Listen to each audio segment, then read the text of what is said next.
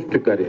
पंचमी, पूर्णिमा, द्वादशी, संक्रांति, मौनी अमावस्या, उत्तरायण अथवा दक्षिणायन या किसी भी दिन मध्याह्न या प्रदोष में बुद्धिमान जनों को श्री रामार्चा पूजा करनी चाहिए।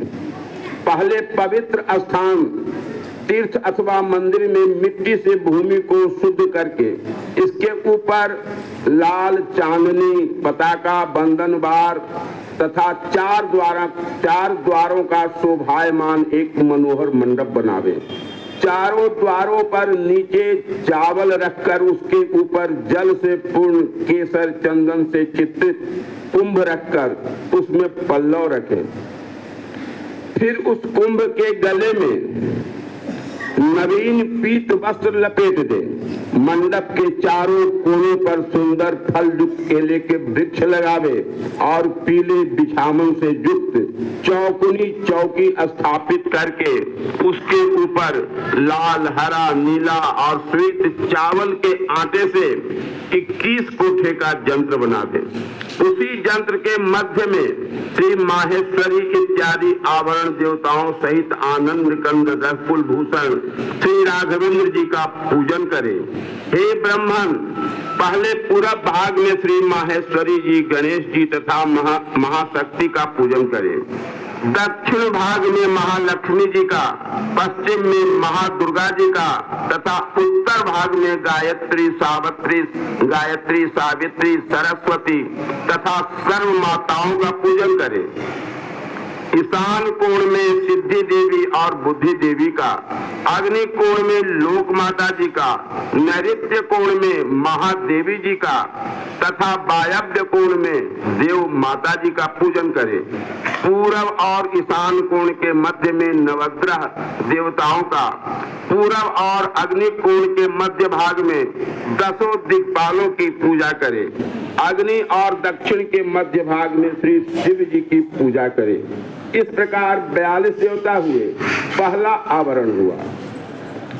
दूसरे आवरण में दक्षिण और नैऋत्य कोण के मध्य में वास्तु देवताओं की पूजा करे। पश्चिम में नैऋत्य कोण के मध्य भाग में लोकपतियों की पूजा करे।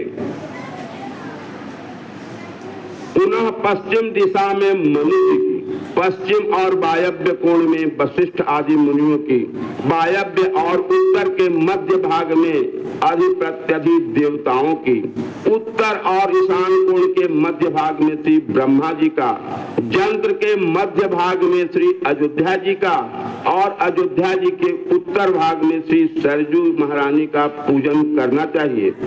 पूरब भाग में श्री गंगा जी का, दक्षिण भाग में भूशक्ति का, फिर दक्षिण भाग में नल नील के साथ केसरी जी, सुखेन, ऋक्षराज, अंगद और सुग्रीव जी की पूजा करें।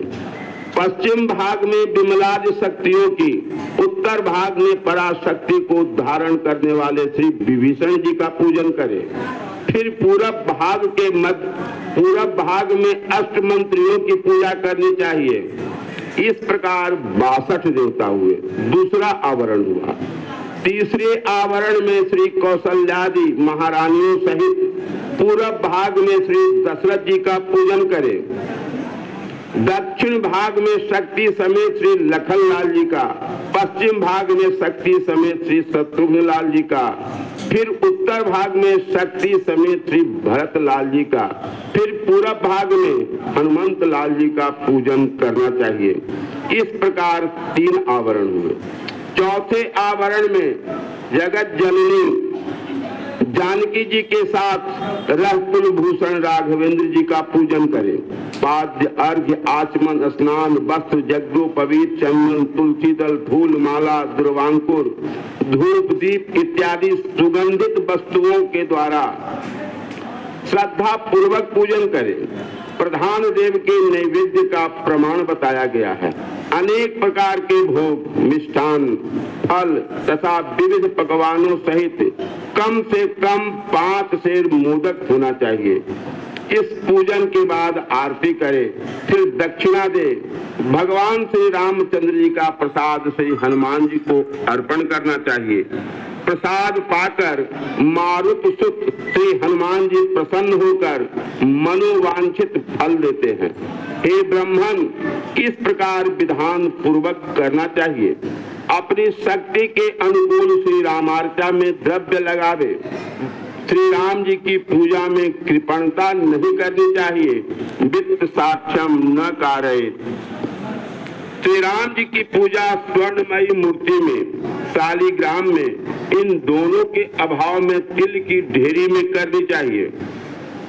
सनातन विष्णु भगवान ने कहा, हे ब्राह्मण, आपने मंदाकिनी के परम रम्य तट पर चित्रकूट में मेरी आज्ञा से सृष्टि के निमित्त श्री रामार्चा की थी। हे महाभाग, पूजन के अंत में रहकुल कमल दिवाकर भगवान श्री रामचंद्र जी प्रकट हुए और आपको वरदान देकर उसी जगह अंतर ध्यान हो गए। तत्पश्चात भक्त जनों को प्रसाद देकर जब आपने स्वयं प्रसाद ग्रहण किया, उसी समय आपकी समस्त इच्छाएं पूर्ण हुई। अपने बंधु वर्ग को प्रसाद देकर जो भी श्री रामार्चा का प्रसाद ग्रहण करेगा, उसके मन की समस्त इच्छाएं पूर्ण होंगी। जन्म जन्मांतर के एकत्रित मन, कर्म, वचन तथा शरीर के द्वारा किए हुए ब्रह्म हत्यादि पापों का भगवान श्री रामार्चा के प्रसाद लेने से नाश हो जाता है। हे ब्राह्मण, इस प्रकार विधान पूर्वक श्री रामार्चा पूजा कर इस तरह विधान पूर्वक श्री रामार्चा करने वालों के सभी मनोरथ सफल होते हैं। इस प्रकार विधान बताकर श्री विष्णु भगवान अंतर ध्यान हो गए और श्री ब्रह्मा जी ने श्री रामार्चा करके अपने मनोरथ को सिद्ध किया। ब्रह्मा जी ने जिन जिन वस्तुओं की इच्छा की, तत्क्षण उन्हें प्राप्त हुआ। तब से ब्रह्मलोक के वासी सभी देव श्री रामार्चा पूजा करते हैं और इसी के प्रभाव से आज भी आनंद पूर्वक परम दुर्लभ अनेक प्रकार के भोगों को प्राप्त करते हैं। महारानी पार्वती जी ने कहा कि हे भगवान, हे मेरे हर्ष को बढ़ाने वाले, जिन जिन लोगों ने पूर्व समय में श्री रामार्चा की है, उनका वर्णन कीजिए। इस समय हमारी इच्छा यही सुनने को हो रही है। श्री शंकर भगवान बोले, हे प्रिय, सावधान होकर सुनो। प्राचीन काल की बात है।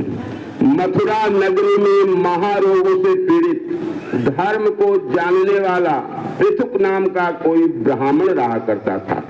उस महादीन एवं दुखी ब्राह्मण ने अनेकों उपाय किए, किंतु किसी प्रकार से वह रोग की पीड़ा से मुक्त न हो सका। तब वह ब्राह्मण घर द्वार छोड़कर सिंह व्याघ्र वाले भयंकर वन के लिए प्रस्थान किया और दुख से व्याकुल होकर मृत्यु का उपाय सोचने लगा। हे देवी, आत्महत्या के पाप के भय से उसने विष खाकर शरीर का त्याग करना उचित नहीं समझा।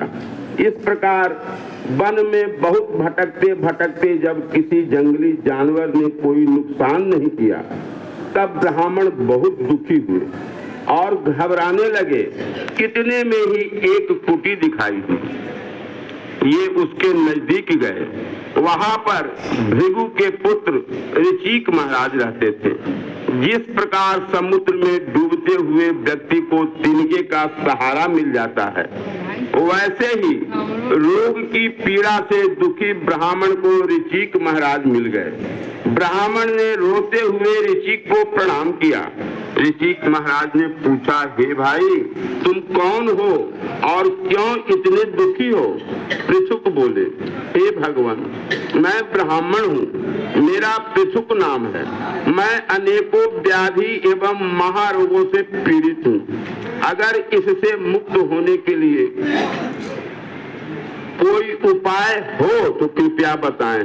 ब्राह्मण की दुखी दशा देखकर ऋचिक महाराज को दया आ गई। उन्होंने कहा, हे विप्र, तुम श्री रामार्चा पूजन करो, इसके द्वारा तुम्हारे सभी दुख दूर हो जाएंगे। पृथुक बोले, हे विद्वान, श्री रामार्चा पूजा का क्या विधान है? किस तरह की जाती है मुझे मालूम नहीं। इसकी सारी विधि को बताने की कृपा करें।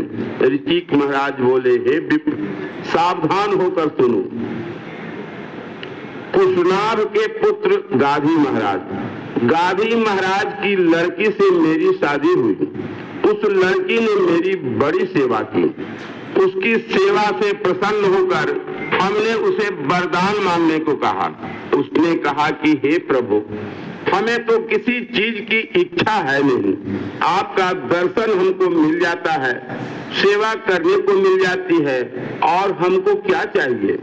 जब मैंने बार बार वर मांगने को कहा तब उसने कहा, हे प्रभु, यदि आप प्रसन्न ही हैं तो मुझे एक भाई होने का आशीर्वाद दीजिए, क्योंकि जब मैं नैहर जाती हूँ तो मेरे माता पिता बड़े ही दुखी रहते हैं। मैं तो प्रसन्न था ही, कह दिया एवमस्तु, अर्थात तुम्हारा भाई हो।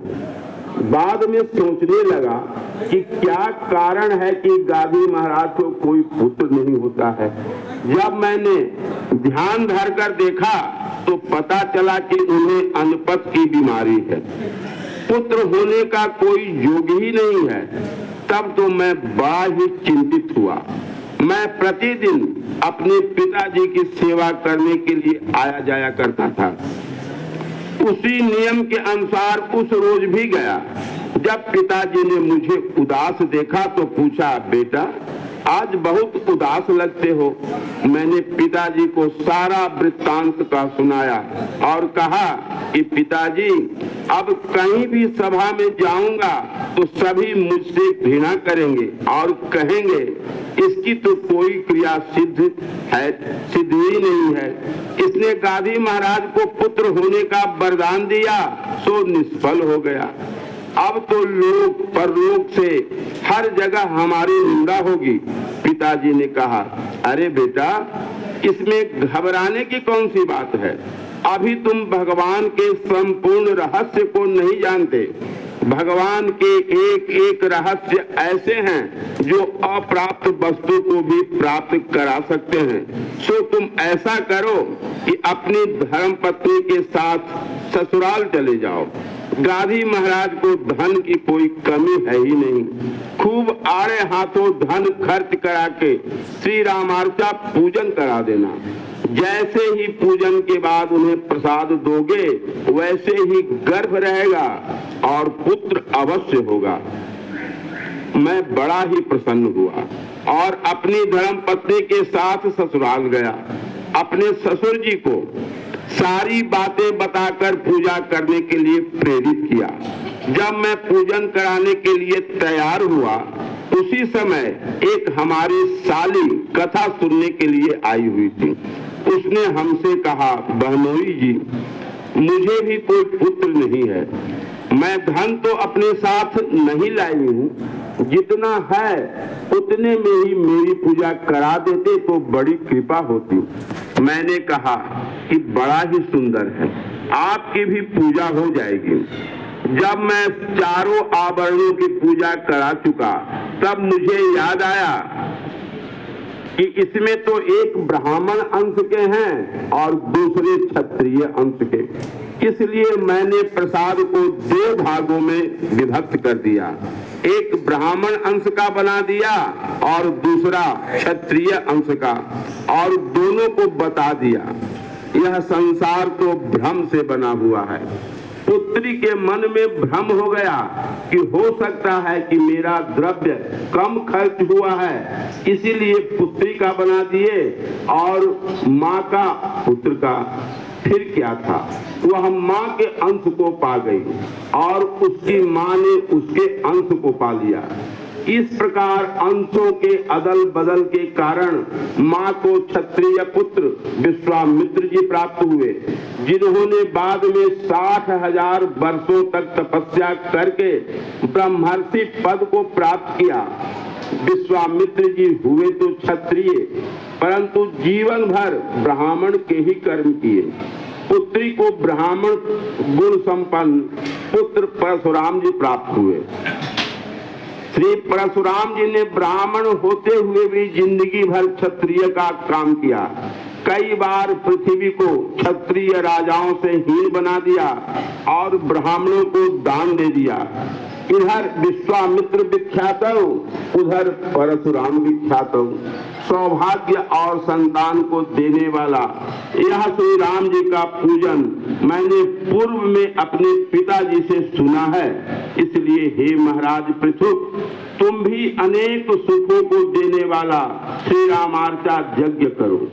महर्षि के अमृतमय वचन को सुनकर पृथुक बड़ा ही प्रसन्न हुआ और अपने घर पर जाकर विधान पूर्वक श्री रामार्चा पूजन किया।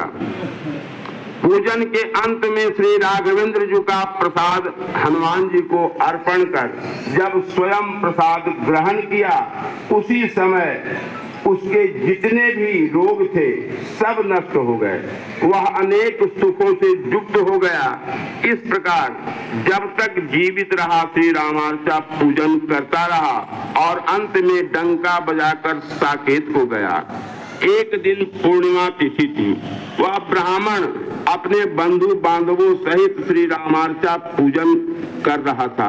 एक बंधुक नाम का धीवर उसी रास्ते से विदेश को जा रहा था। वह भीड़ को देखकर गया और देखा कि कथा हो रही है। प्रसाद के लोभ से वह भी कथा सुनने लगा। अंत में प्रसाद पाया। प्रसाद पाकर विदेश को गया।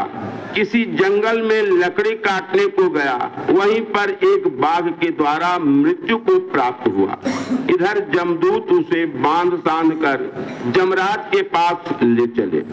जैसे ही लेकर चलना चाहते थे वैसे ही श्री राम जी के पार्षद आ गए और जमदूतों को डांट कर कहने लगे, ओ पापियों को पीड़ा पहुंचाने वाले जमदूतों, तुम लोग इस धर्मात्मा बंधुक को क्यों दंड देना चाहते हो?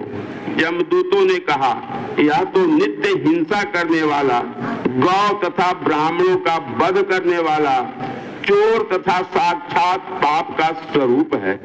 इसने कौन सा ऐसा पुण्य कार्य किया है जिससे आप लोग इसे धर्मात्मा कहते हैं?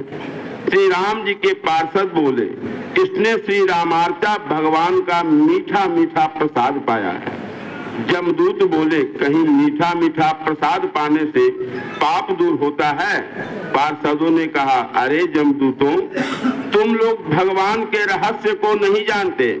जैसे जंगल भर का कूड़ा करकट इकट्ठा करके एक काठी धरा दो, सब जलकर भस्म हो जाता है, उसी प्रकार इसने जितने भी पाप किए थे श्री रामार्चा भगवान के प्रसाद पाने से सब नष्ट हो गए।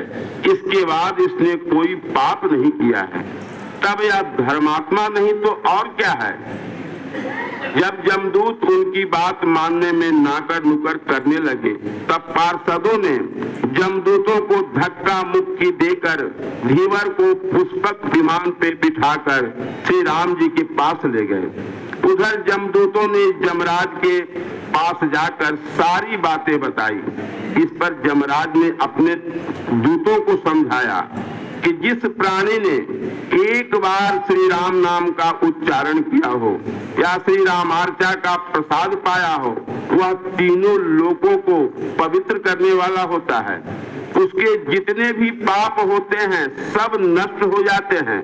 श्री राम नाम का अमित प्रभाव है। जो श्रेष्ठ नर रामार्चा को करते हैं वे सभी महर्षियों के पूज्य तथा साक्षात श्री राम जी के स्वरूप होते हैं। 10 लक्ष अश्वमेध यज्ञ तथा 10 लक्ष राजसूय यज्ञ भी रामार्चा के प्रसाद की बराबरी नहीं कर सकता। हे प्रिय, भली भांति से पूजन करके जो श्री हनुमान जी को प्रसाद समर्पित करता है उसके मन की समस्त इच्छाएं पूर्ण होती हैं। पवन पुत्र श्री हनुमान जी का स्वरूप श्री राम जी की सिद्धि के लिए है, इसलिए समस्त इच्छाओं को पूर्ण करने करानी। श्री पार्वती महारानी भगवान शंकर से कहती हैं कि हे भगवान, यह रामार्चा यज्ञ और किसने किसने किया है, कृपया इसकी सारी विधि बताएं। श्री शंकर भगवान बोले, हे प्रिय, समाहित चित्त होकर श्रवण करो। विशाला नाम की नगरी में सरम नाम का एक वैश्य रहता था। वह बचपन से ही बड़ा सुखी और धनवान था। जब व्यक्ति धनवान हो जाता है तब उसकी बुद्धि अपने बस में नहीं रहती। वैसे तो धन की 3 ही गतियां हैं। पहला है धन का सदुपयोग। धन का सदुपयोग कर धर्म पूर्वक भगवत सेवा में लगा। दूसरा यह है कि सुख भोग कर आनंद उठावे। अगर ये दोनों गतियां न हुई तो धन की तीसरी गति है उसका नाश हो जाना। इसी तरह सरम भोग विलास करता था। उसके कुल परिवार में बेटे नाती पोता आदि मिलाकर 125 हो गए थे। जब उनमें से किसी को बीमारी होती तब वह पंडित जी से कहता, ओ पंडित जी भागवत कथा बांट दीजिए, शंकर सहस्त्र नाम का जाप कर दीजिए जिससे मेरे बच्चे अच्छे हो जाएं। खूब आए हाथों दक्षिणा मिलेगी। दक्षिणा के लोभ से पंडित जी उसका स्वभाव जानते हुए भी योग जप कर देते।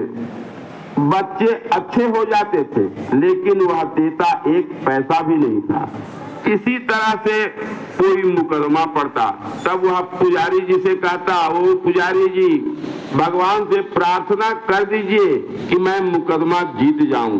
मैं भगवान के लिए किरीट मुकुट बनवा दूंगा, भोग राग का इंतजाम कर दूंगा।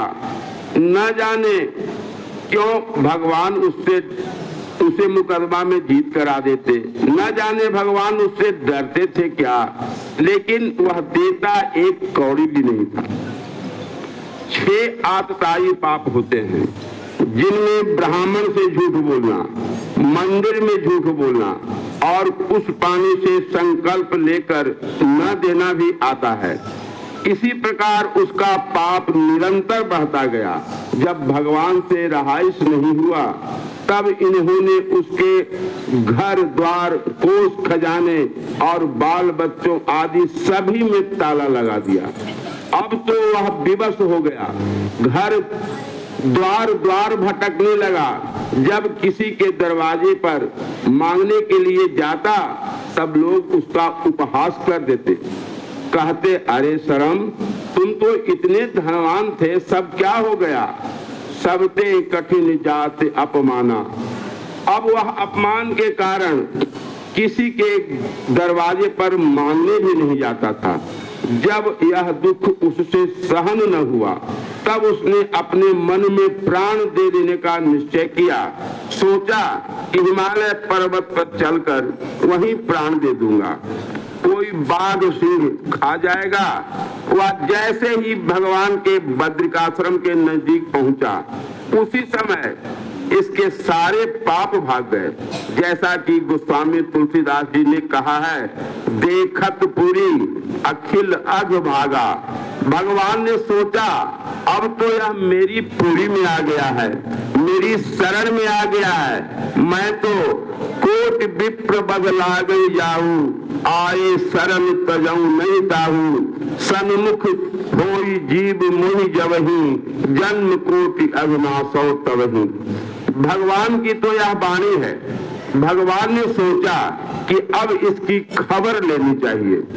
भगवान ने एक वृद्ध ब्राह्मण का वेश बनाकर उसके पास जाकर पूछते हैं कि हे भाई तुम कौन हो और क्यों इतने दुखी हो?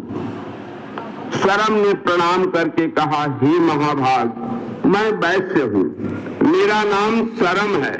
मैं पहले बड़ा सुखी और धनवान था, न जाने कौन से पाप के कारण आज मैं दारुण दुख भोग रहा हूँ। सदैव बंधुओं के कलह के कारण कष्ट में रहा करता हूँ, पहनने को वस्त्र नहीं मिलता, भूख के मारे दुर्बल हूँ, भिक्षा मांग के भोजन करता हूँ।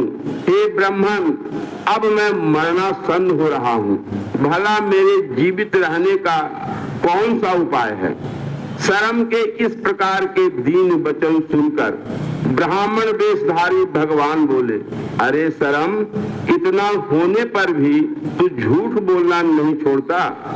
बताओ जितने ब्राह्मणों को दक्षिणा देने के लिए कहा था 1 पैसा भी दिया है?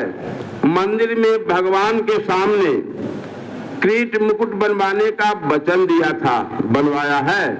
इतना सुनकर शरम आश्चर्यचकित हो गया, कहने लगा, वो देखो, ये तो हमारी सारी बातें जान गए। कहा कि आप तो बड़े पंडित मालूम होते हैं, हमारे मन की सारी बातें आप जान गए। ये बातें तो सभी सत्य हैं, इसीलिए हमारा सारा ऐश्वर्य मित्र वर्ग के समेत नष्ट हो गया। हे महाभाग, कोई ऐसा उपाय बताइए जिसके द्वारा मेरा कल्याण हो। ब्राह्मण ने कहा कि जिसकी प्रतिज्ञा नष्ट हो जाती है और जो राम जी की भक्ति से विमुख रहते हैं, उनके धर्म नष्ट हो जाते हैं, वे अपने वंश समेत जमपुरी को जाते हैं। जो प्राणी देवताओं तथा ब्राह्मण को प्रतिज्ञा करके नहीं देता, उसे देखकर घोर पाप होता है। इसलिए तुम चंद्रायण व्रत करो। सरम ने पूछा, इसकी विधि तो बताइए।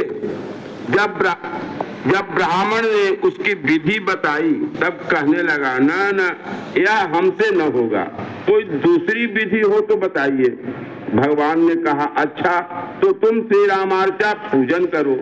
सरम ने पूछा कि और इसको किसी ने किया है या केवल मुझे ही करने को कहते हैं? भगवान ने कहा, इसके पहले तो मैंने ही श्री रामार्चा पूजन किया था। सरम ने पूछा, आपने क्यों किया है? भगवान झूठ कैसे बोलते? बोले, मधु और कैटभ नाम के राक्षस किसी के मारे नहीं मरते थे। तब हमने सोचा कि हो सकता है हम भी विचलित हो जाएं, इसलिए मैंने श्री रामार्चा भगवान की शरण ली। तब उनको मारा और तत्पश्चात श्री रामार्चा पूजन किया। इतना सुनकर सरम विचार करने लगा कि मैंने तो भागवत में ब्राह्मणों के मुख से सुना था कि मधु और कैटभ को विष्णु भगवान ने मारा है, और ये कहते हैं कि मैंने मारा है।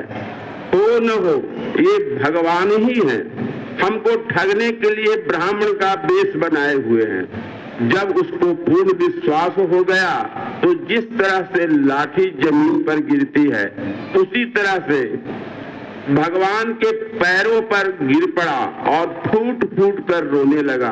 अब तो भगवान से रहाइश नहीं हुआ। वे ब्राह्मण रूप को छोड़कर चतुर्भुज रूप में हो गए और सरम को उठा के छाती से लगा लिए, पुचकारने लगे, धैर्य बंधाने लगे, कहने लगे, बेटा अब चुप रहो, अब किसी बात की चिंता मत करो। अब सरम जैसा भाग्यवान कौन है? वह बार बार भगवान के मुख छवि का अवलोकन करने लगा। जिस प्रकार सनातन महाविष्णु ने ब्रह्मा जी को तथा ऋषिक महाराज ने पृथु जी को श्री रामार्चा की विधि बताई थी, उसी प्रकार भगवान ने सरम को सारी विधि बता दी और अंतर ध्यान हो गए। सरम लौटकर जब घर पहुंचा तो देखता है कि भगवान ने सवाई सूद लगाकर उसके धन संपत्ति को लौटा दी थी। तब सरम ने विधान पूर्वक श्री रामार्चा पूजन किया। पूजन में श्री राघवेंद्र जी का प्रसाद श्री हनुमान जी को अर्पण किया। प्रसाद से प्रसन्न होकर श्री हनुमान जी ने उसे समस्त ऐश्वर्य प्रदान किया।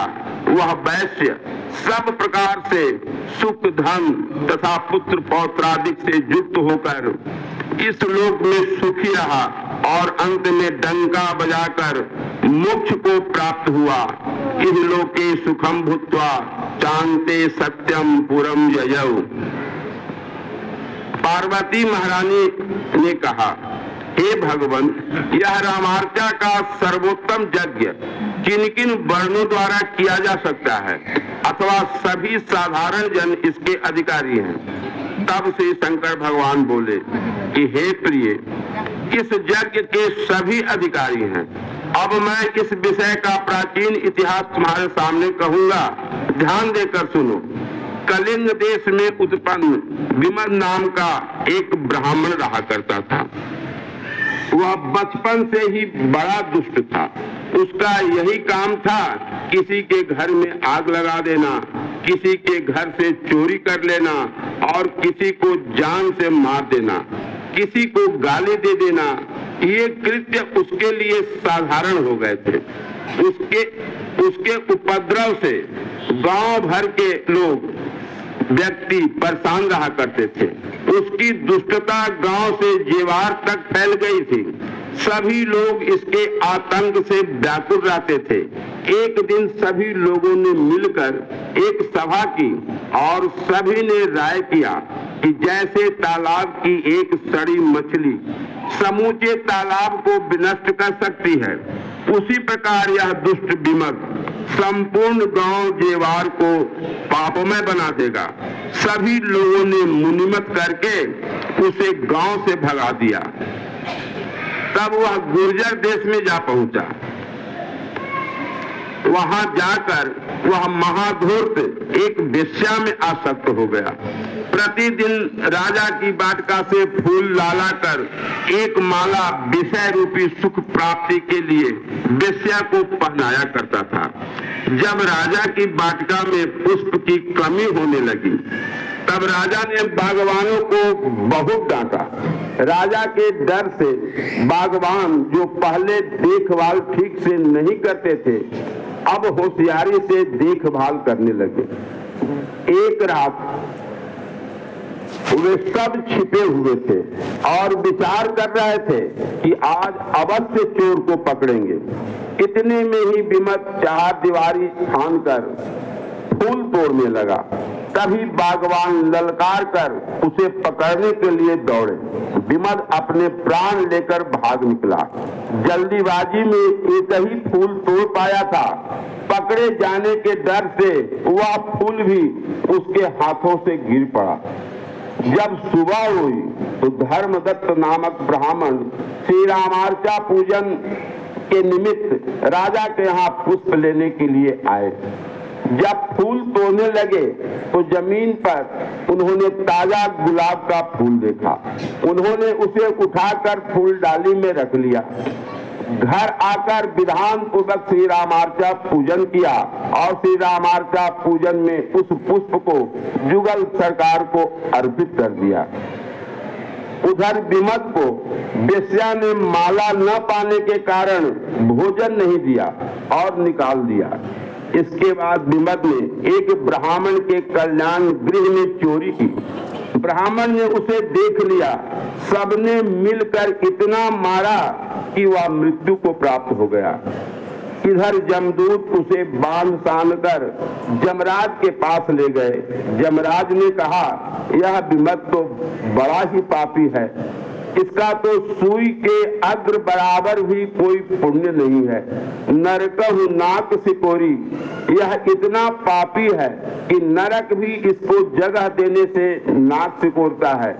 ले जाओ इसे महाकुंभी, ले जाओ इसे कुंभी पाक नरक में डाल दो। जमदूत सब जमराज के वाक्य को सुनते ही उसे नरक में धकेलने के लिए ले गए।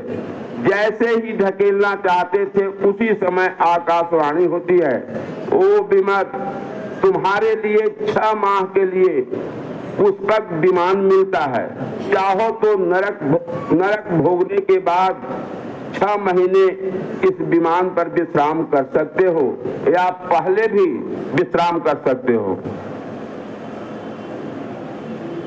बिमत कहने लगा, हो देखो, अभी तो जमराज कहते थे कि सुई अग्र बराबर भी कोई पुण्य नहीं है, अब विमान कैसे मिल रहा है। तब पार्षदों ने कहा, अरे बिमत, तू सभी बातों को भूल गया। शरीर बदलने पर पिछली बातें याद नहीं रहती।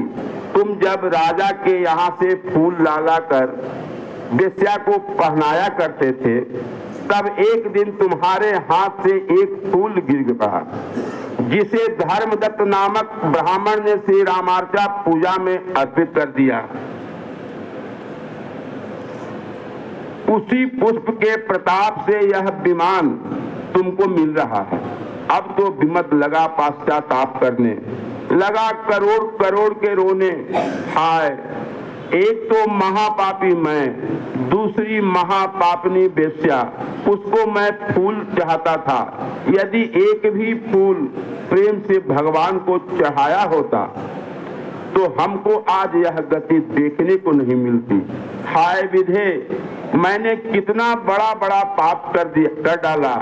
इस तरह से लगा पश्चाताप करने, जैसा कि गोस्वामी तुलसीदास जी ने विनय पत्रिका में कहा है, मन पछतई है अवसर बीते, दुर्लभ देह पाई हरि पद भज, करम बचन अवहीते, सहस बाहु दस बदन आद नृप बचे न काल बलीते, हम करी धन धान्य संवारे, अंत चले उठी रीते, सुत बनतादि जानि स्वार्थ रत, न करु नेह सब हिते, अंतहु तो ही तजय गो पावर, तू न तजय अवहीते, अब नाथई अनुराग जाग जड़ त्याग दुरासा जीते, बुझै न काम अग्नि तुलसी कहूं, विषय भोग बहु भीते।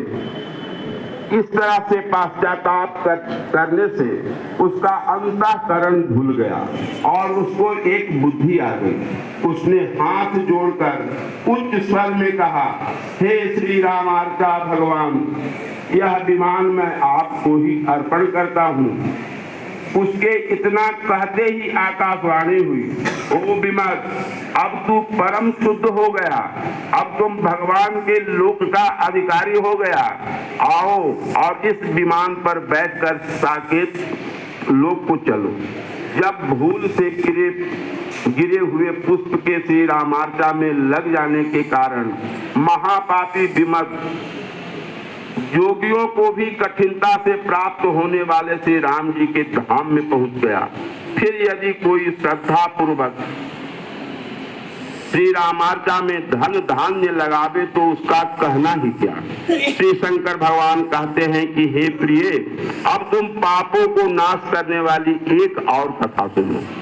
एक समय श्री ब्रह्मा जी ने कल्याण पर श्री रामार्चा की थी और नारद जी से हमारे लिए प्रसाद भिजवा दिया था। नारद जी प्रसाद ले आए और मुझको दे गए। उस समय आप स्नान कर रही थी। वह आपसे कह गए, सुनती हो, मैं आपका प्रसाद भी दे आया हूँ।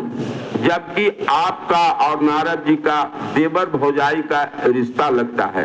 नारद जी को इधर से उधर लड़ाई लगाने में बड़ा आनंद आता है। जब आप स्नान करके आई तो हमसे अपना भाग प्रसाद मांगी। मैंने कहा, हे प्रिय, मीठा मीठा प्रसाद पाते समय मैंने आपका ध्यान ही नहीं रखा। मैं विस्मित हो गया, इसलिए सब प्रसाद पा गया। इससे आप बहुत नाराज हुई और लाल लाल आंख करके मुझको शाप दिया कि अब जो भी आपका जूठा प्रसाद पाएगा वह कुत्ता योनि को प्राप्त होगा। इस पर मैं बड़ा ही चिंतित हुआ। सोचा, जोई बांधे सोई छोरे। जिसके द्वारा यह श्राप मिला है उसी के द्वारा अनुग्रह भी हो सकता है। तब हमने विधान पूर्वक श्री रामार्चा पूजन किया। पूजन में श्री रामचंद्र जी का प्रसाद हनुमान जी को अर्पण कर जब आपको आड़े हाथों प्रसाद दिया तब आपने प्रसन्न होकर हमें श्राप से मुक्त किया। श्री रामार्चा के प्रसाद को श्री रामार्चा के प्रभाव को पूर्ण रूपेण वर्णन करने की किसी में भी सामर्थ्य नहीं है। हे देवी, जो लोग श्री राम नाम कीर्तन में सदा लीन रहते हैं वे धन्य हैं। उनके दर्शनों से सभी सिद्धियां प्राप्त हो सकती हैं। इतना कहकर मैं अब विश्राम लेता हूँ। जो लोग यहाँ आए हैं कृपया प्रसाद लेकर जाएंगे। अगर कोई देने में भूल जाए तो कृपया मांग लेंगे। तो ही मांगनो न मांगनो कहा है, सुनी स्वभावशील सुन जातक जनी आए। प्रसाद मांगना मांगने में नहीं कहा था। अगर कोई प्रसाद देता हो तो न लेने वाला, मुंह फेरने वाला महा दुखिया होता है। अगर कोई प्रसाद मांगता है तो न देने वाला भी दुखिया होता है। अगर एक ही लड्डू मिले तो इसमें संतोष कर सब परिवार में बांट ले। जितना ही यह प्रसाद बांटेगा उतना ही हितकर होगा। मैंने जो कुछ भी अपने श्री महाराज जी से सीखा सुना, 2 अध्याय पूजा और 4 अध्याय कथा, श्री रामार्चा भगवान को डाली लगा दिया। अगर कहीं पढ़ने में कोई त्रुटि रह गई हो तो उसे श्री रामार्चा भगवान क्षमा करेंगे। अनंत श्री रामार्चा भगवान की, श्री जुगल सरकार की, श्री हनुमंत लाल जी की, श्री महाराज जी की, सभी यज्ञकर्ता की, उनके माता पिता की, उनके गुरु गोविंद की, उनके बाल गोपाल की, उनके समस्त परिवार की। जय जय सीताराम।